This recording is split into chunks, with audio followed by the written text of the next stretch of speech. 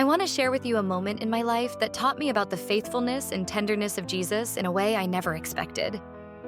There was a time when I was deep in grief. My heart felt shattered, and I couldn't understand why God had allowed such pain in my life.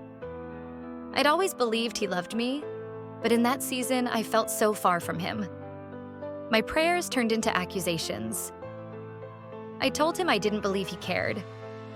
I accused Him of failing me. I told Him, "This is your fault." One night, as I sat alone, the pain overwhelmed me. Tears streamed down my face, and my chest felt heavy with sorrow.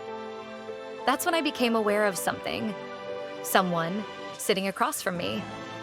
I couldn't see him with my eyes, but I could feel him so clearly that it may as well have been physical and visible. It was Jesus. I knew He was there, sitting across from me, and I could feel His heart aching for me. I could feel His deep desire to hold me and comfort me, but I wouldn't let Him. I told Him, "This is your fault. You don't get to comfort me. You shouldn't have let this happen." And in my pain, I turned my back on Him, refusing to let Him come closer. But He didn't leave.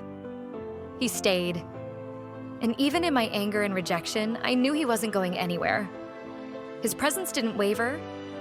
He just stayed with me, waiting, loving me. It was as though He was saying, without words, "I'm here. I'm not leaving. I'm with you in this, whether you let me close or not." Looking back, I see His faithfulness so clearly. In that moment, I was at my worst, angry, broken, and blaming Him for my pain. And yet, He stayed. He never gave up on me, even when I rejected Him. He was patient. He was faithful. And He loved me through it all. That experience changed me. It showed me that His love doesn't depend on my faithfulness. It doesn't falter when I do.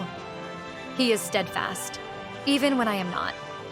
His love is unshakable, even when my heart wavers.